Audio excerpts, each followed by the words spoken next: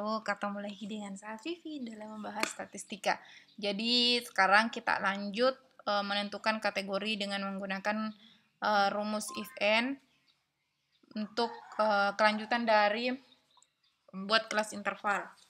Yang pertama kita langsung saja menggunakan rumus if and-nya untuk mendefinisikan bahwa siswa ini masuk kelompok apa. Dari sini. Ini kan intervalnya, kita bisa lihat. Ini. A itu 55 sampai ini, B, C, D, dan E. Caranya kita mulai seperti ini, klik sama dengan, kemudian if, kemudian N, ini lebih besar sama dengan ini, koma, ini lebih kecil sama dengan ini, kita keluar dari kurungnya, kemudian titik koma, maka dia A. Kalau bukan, contohnya misalnya kita B. Ini belum dilanjutnya untuk satu kategori saja, berarti dia membaca B karena memang dia tidak berada di A. Nah, untuk selanjutnya kita tulis lagi di sini if and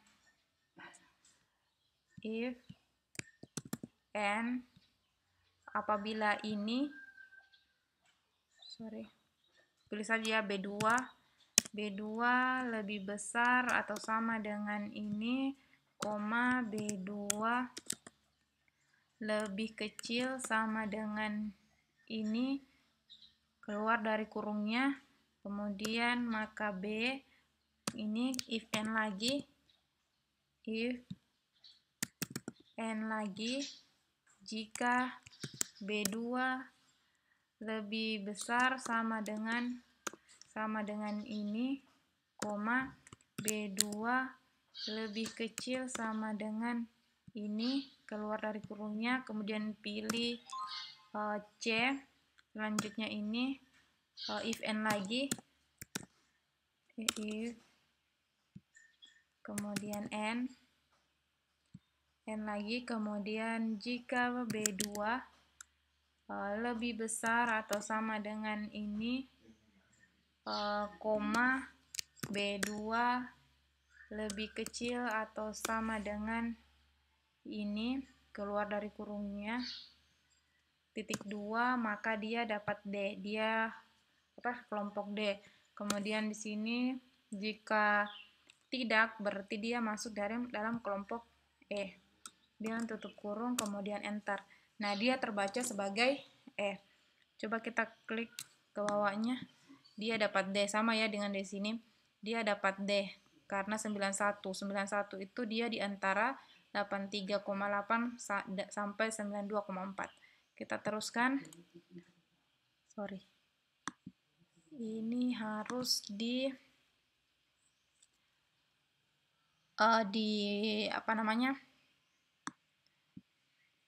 dikunci. Jadi ini Fn F4 yang kecuali B2-nya itu dikunci.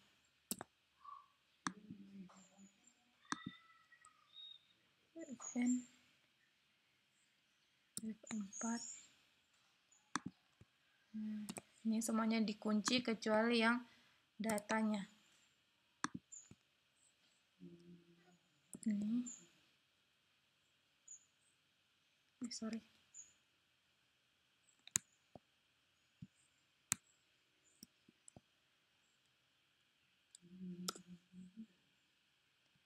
Ini Fn F4 lagi. Fn F4. Fn F4. F4.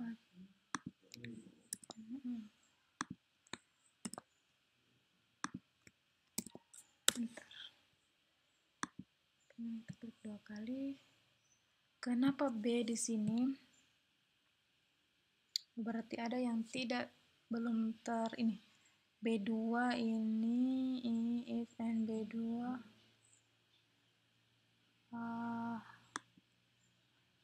ini Fn sudah ini.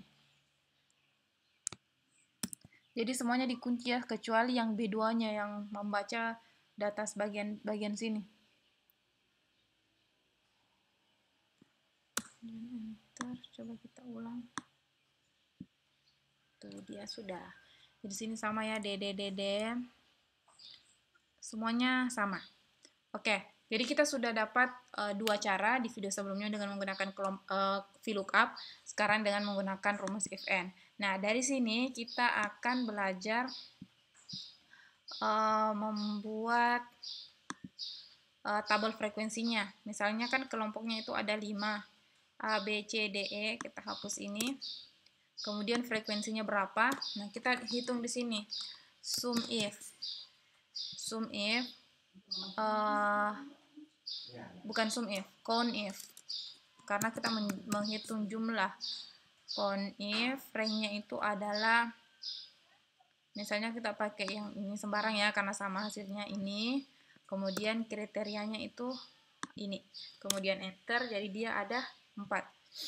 Nah, yang perlu kita lakukan mengunci ini, Fn F4, kemudian enter. Di sini kita turunkan. Ini sudah terbaca ya sebagai ini. Kemudian di sini total